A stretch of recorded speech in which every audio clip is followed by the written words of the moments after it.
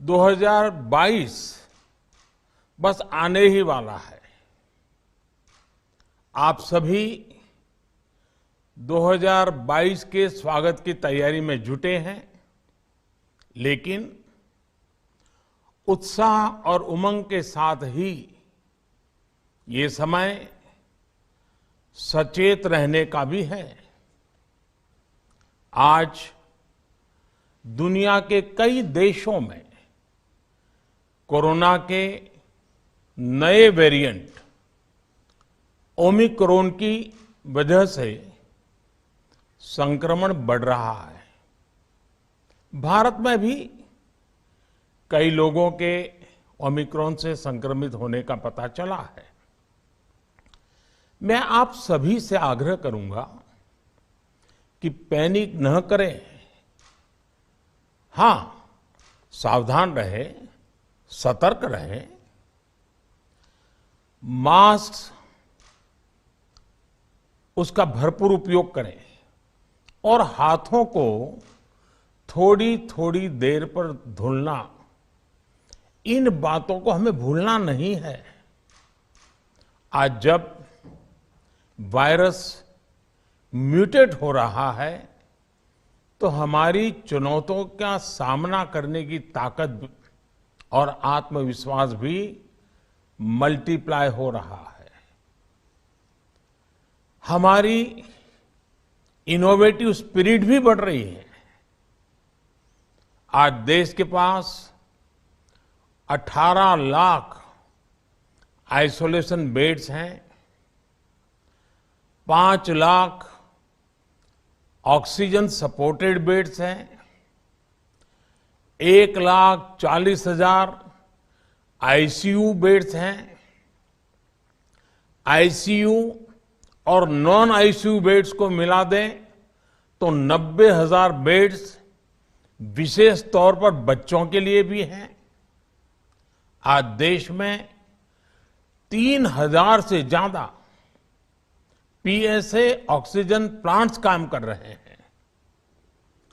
4 lakh oxygen cylinders देश भर में दिए गए हैं। राज्यों को जरूरी दवाओं की बफर डोज तैयार करने में सहायता की जा रही है।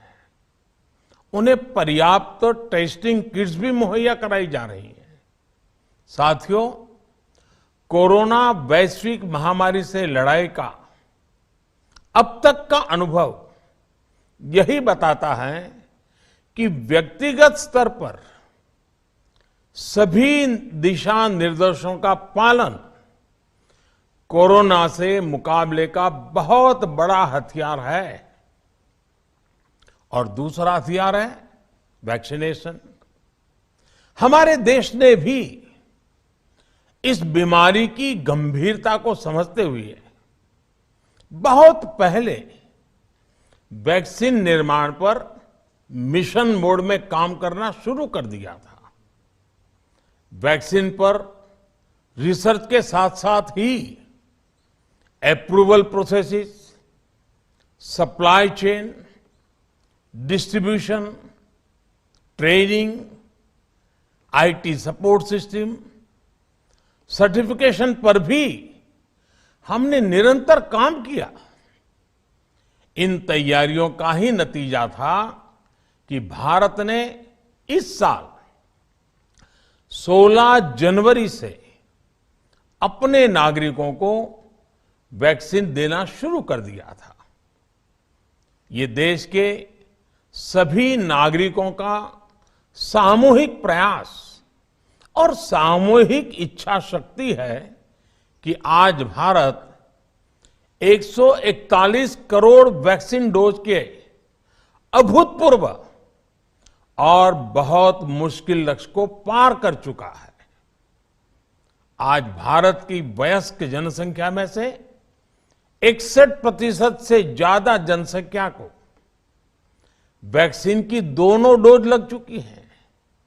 इसी तरह वयस्क जनसंख्या में से लगभग 90% लोगों को वैक्सीन की एक डोज लगाई जा चुकी है।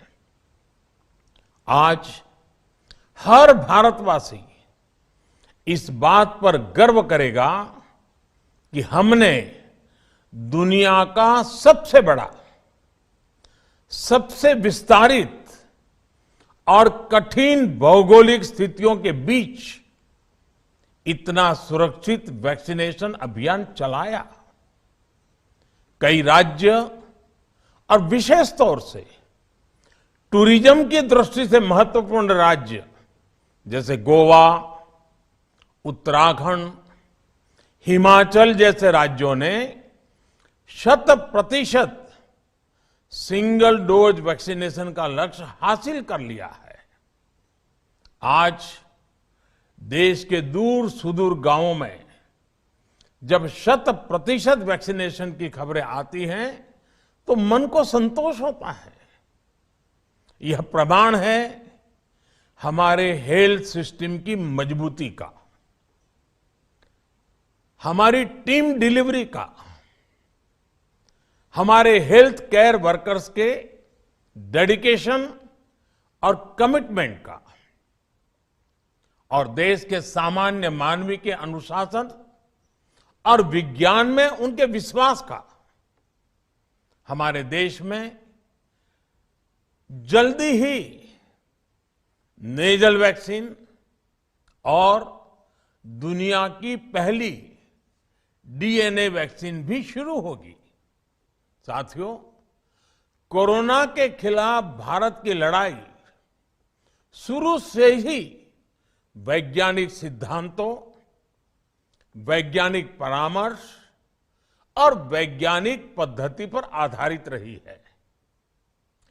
पिछले 11 महीने से देश में वैक्सीनेशन अभियान चल रहा है। देशवासी इसके लाभ भी महसूस कर रहे हैं। उनकी रोजमर्रा की जिंदगी सामान्य हो रही है। आर्थिक गतिविधियां भी दुनिया के कई देशों की तुलना में उत्साहजनक रही हैं। लेकिन साथियों, हम सभी जानते हैं कि कोरोना अभी गया नहीं है। ऐसे में सतर्कता बहुत जरूरी है।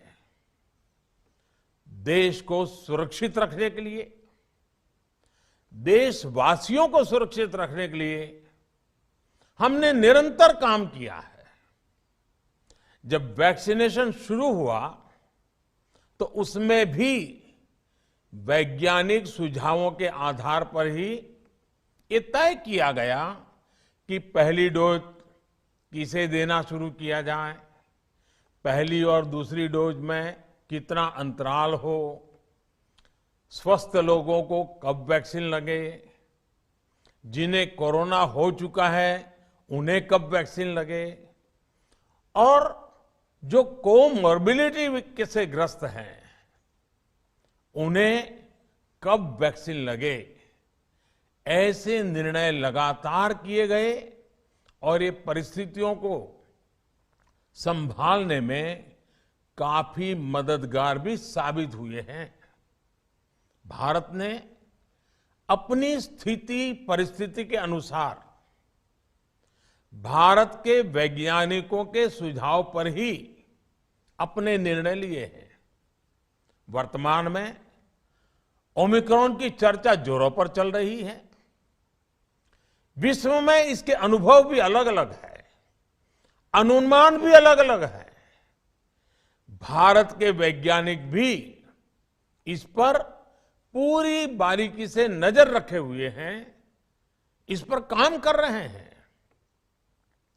हमारे वैक्सीनेशन को आज जब 11 महीने पूरे हो चुके हैं तो सारी चीजों का वैज्ञानिकों ने जो अध्ययन किया है और विश्व भर के अनुभवों को देखते हुए आज कुछ निर्णय लिए गए हैं।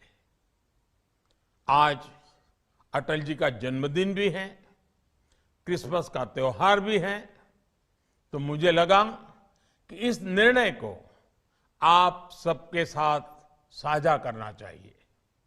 साथियों, 15 साल से 18 साल की आयु के बीच के जो बच्चे हैं, अब उनके लिए देश में वैक्सीनेशन प्रारंभ होगा। 2022 में 3 जनवरी को सोमवार के दिन से इसकी शुरुआत की जाएगी। ये फैसला कोरोना के खिलाफ देश की लड़ाई को तो मजबूत करेगा ही, स्कूल कॉलेजों में जा रहे हमारे बच्चों की और उनके माता पिता की चिंता भी कम करेगा। साथियों, हम सबका अनुभव है कि जो कोरोना वॉरियर्स हैं, हेल्थ केयर और फ्रंटलाइन वर्कर्स हैं, इस लड़ाई में देश को सुरक्षित रखने में उनका बहुत बड़ा योगदान है। वो आज भी कोरोना के मरीजों की सेवा में अपना बहुत समय बिताते हैं।